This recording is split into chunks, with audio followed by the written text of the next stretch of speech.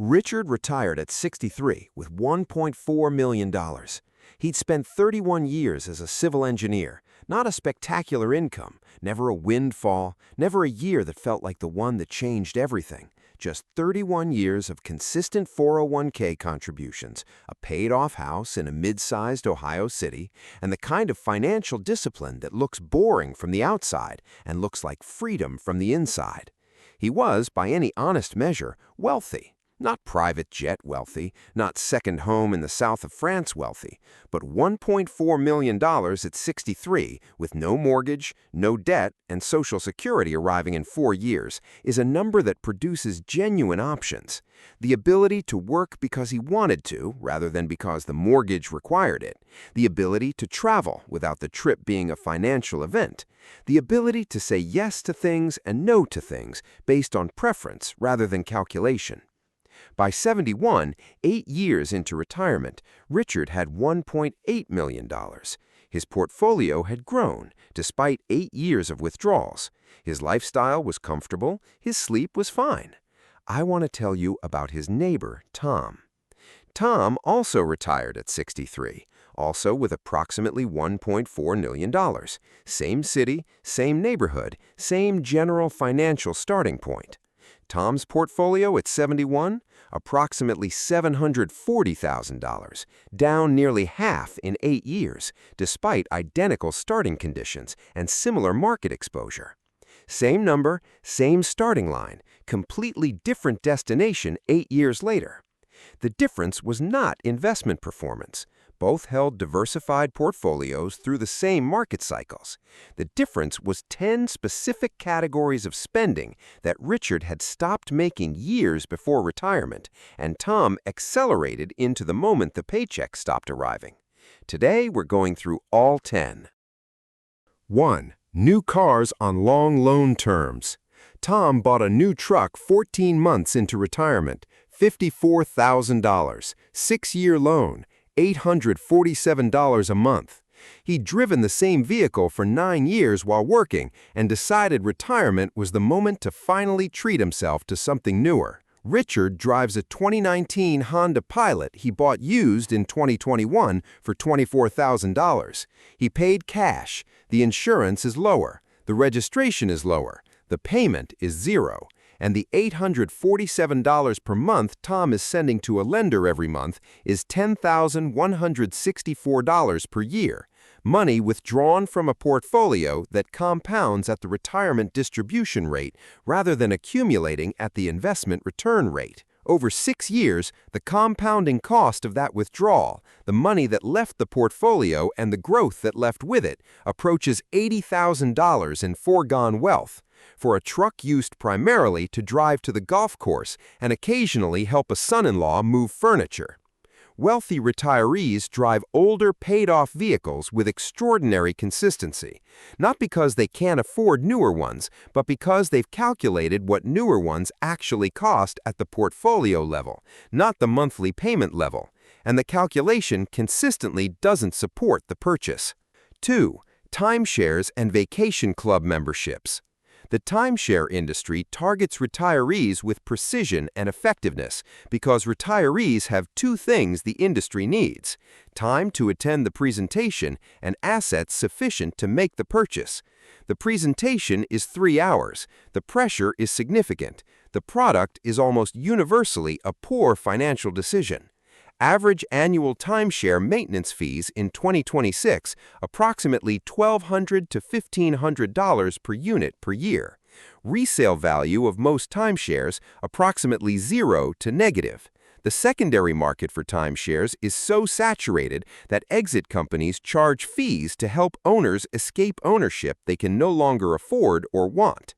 The same $25,000 timeshare invested at 7% annual returns over 20 years produces approximately $97,000. The timeshare produces annual maintenance fees, scheduling constraints, and an asset with no functional exit. Richard declined 2 timeshare presentations in his first year of retirement. Tom attended 1. The math on that afternoon continues to compound against him. 3. Adult children's financial problems. This one is the most emotionally complex category on the list, and the one wealthy retirees navigate most carefully, because the instinct to help children and grandchildren is genuine, and the financial cost of helping without boundaries is genuinely significant. The specific pattern that drains retirement wealth, recurring financial support to adult children for lifestyle expenses, rent supplementation, car payments, credit card debt clearance, repeated emergency loans that are neither repaid nor acknowledged as gifts, not a single meaningful gift with clear boundaries. Ongoing financial involvement in an adult child's financial life that creates dependency rather than capability. Richard helped his daughter with a down payment on her first home, a defined, one-time gift with a specific purpose. Tom has been supplementing his son's monthly expenses for 4 years. The amounts individually feel manageable. The cumulative total does not. The boundary wealthy retirees consistently maintain. Gifts are gifts, defined, one-time, clearly communicated. Loans to adult children are gifts that create resentment and should be acknowledged as such up front. Ongoing lifestyle subsidies are retirement portfolio withdrawals that compound against the donor's financial security rather than the recipient's independence. 4. Extended warranties and protection plans on everything. Retirement brings with it a specific anxiety about the cost of things breaking, because the income that would have absorbed a repair is gone, and the portfolio that replaced it feels more precious than a paycheck ever did. The extended warranty industry understands this anxiety and prices its products accordingly. Consumer Reports analysis consistently finds that extended warranties cost significantly more than the average repair they cover, because manufacturers price warranties to profit from the gap between premium collected and claims paid. The wealthy retiree self-insures across multiple purchases simultaneously, putting the equivalent of warranty premiums into a dedicated repair fund that earns interest rather than disappearing into an insurance company's margin. Richard has a $3,000 home repair and appliance fund in a high-yield savings account. Tom has an extended warranty on his television, his refrigerator, his washing machine, and his new truck. The annual premium total for Tom's warranties, approximately $1,800.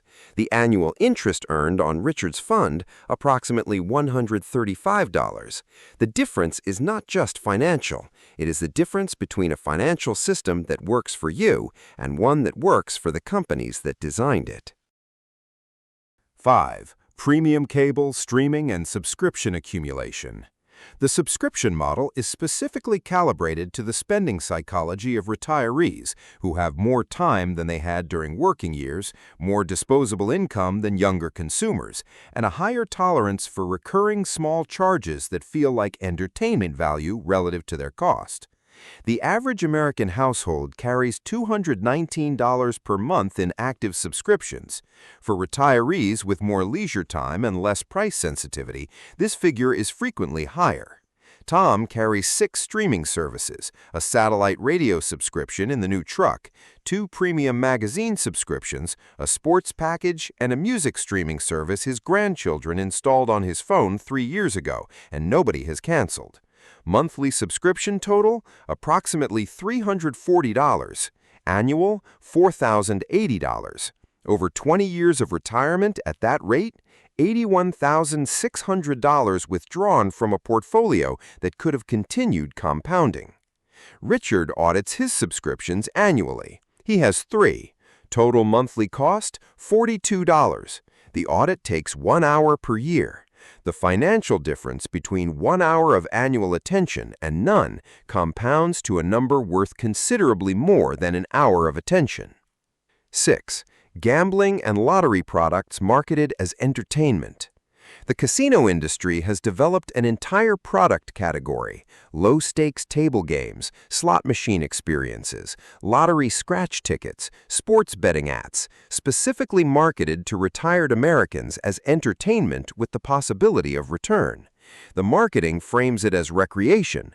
The mathematics frame it as a wealth transfer from retirees to the gaming industry. Americans over 65 now represent the fastest-growing demographic of casino visitors and online gambling participants.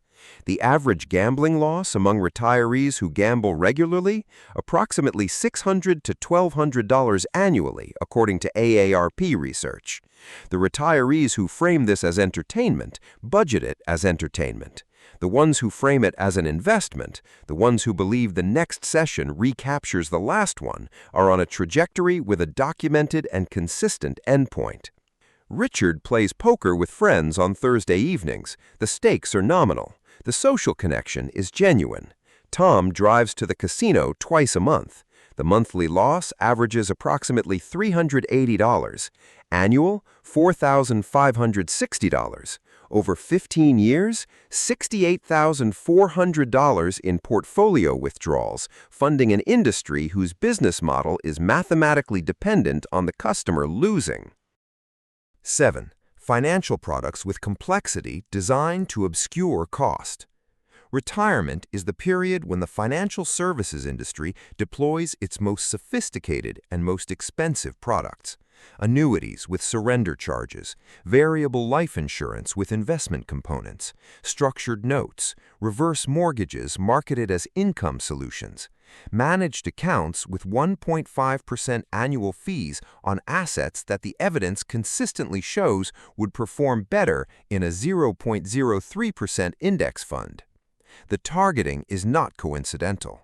Retirees have the assets the products require, the anxiety the products address, and in many cases, less engagement with the financial details than they had during working years, when the decisions were being actively made rather than passively maintained. Richard's portfolio is 3 index funds. Total annual expense ratio 0.06%. His fee-only financial planner charges $300 per hour, and he consults twice a year. Tom's advisor charges 1.2% of assets under management annually, approximately $8,880 per year on his current portfolio, for a service that includes quarterly calls, a branded performance report, and recommendations that the data suggest will underperform Richard's index funds over the next decade by approximately the amount of the fee. The complexity is the cost. The cost is annual. The compounding of the cost over 20 years is the number that nobody shows you when the product is being presented. 8. Home renovations driven by comparison rather than function. The kitchen that was completely functional until the neighbor renovated theirs. The bathroom that performed its intended purpose until the home improvement show established a different standard. The landscaping that looked fine until the house 3 doors down got professionally redesigned. Home renovations in retirement carry a specific financial dynamic that working years renovations don't. During working years, a renovation can be amortized against future sale proceeds or funded from ongoing income. In retirement, renovations are portfolio withdrawals, money leaving a compounding system to fund a physical improvement that may or may not return its cost at sale, and will definitely not generate any return while the retiree is living in the house. The wealthy retiree's framework for home renovations: functional necessity justifies the expenditure. Comparative aesthetics do not. The roof that is failing gets replaced. The kitchen that looks dated but works perfectly does not get renovated because a design trend changed. Tom has spent approximately $67,000 on home renovations in 8 years of retirement. Richard has spent approximately $18,000, a new HVAC system, a water heater, and a roof repair. The $49,000 difference, left invested at 7%, represents approximately $98,000 in foregone portfolio value at year 20. 9. Retail therapy and impulse purchasing at scale. Retirement removes the structure that working life provided: the schedule, the deadlines, the social environment, the sense of productive contribution. And for some retirees, discretionary purchasing fills the psychological space the structure used to occupy. The shopping trip that produces the feeling of agency and decision-making. The online purchase that provides a brief dopamine response. The accumulation of things that fills time and produces the temporary satisfaction of acquisition. Behavioral economists call this retail therapy, the use of purchasing behavior to regulate emotional states. It is not specific to retirees. It is more financially consequential in retirement because the portfolio replacing the paycheck is finite, and every withdrawal from it reduces the base that continues compounding. Philip fills the structure with 3 specific activities that produce no financial cost: a vegetable garden, a woodworking project, and a weekly volunteer shift at the local library. Tom shops, not extravagantly, consistently. The monthly discretionary spending differential between them is approximately $400, annual $4,800, compounded across 20 years of retirement, approximately $186,000 in total portfolio impact at 7% return on what remained invested. 10. The appearance of wealth during the years when wealth needs protecting most. The retirement years are the years when the portfolio is most vulnerable, not to market performance, but to the social and psychological pressure to perform financial success rather than protect financial security. The nicer car that signals the retirement went well, the vacation that demonstrates you've made it, the dinner check picked up reflexively because the table assumes you can afford it. The grandchild's request answered immediately because saying no feels like admitting something. Tom's retirement looks impressive from the outside: the truck, the renovated kitchen, the timeshare in Florida. The portfolio that was $1.4 million is now $740,000 and declining, not because the market failed him, but because the performance of wealth consumed the wealth it was performing. Richard's retirement looks ordinary from the outside: the 2019 Honda, the original kitchen, the Thursday poker game with modest stakes. The portfolio that was $1.4 million is now $1.8 million and growing, not because the market was unusually generous, but because the money that could have left the portfolio stayed in it and compounded while he was doing other things. Same starting line, 8 years, $1,060,000 apart. The difference was not discipline in any dramatic sense. It was 10 categories of spending, each individually defensible, collectively devastating, that Tom continued, and Richard had already decided weren't worth what they actually cost. Richard and Tom started at the same place. 10 decisions made differently across 8 years put them $1 million apart. Subscribe for a new video every week and drop in the comments which of the 10 you think does the most damage to retirement wealth. The answer might surprise you.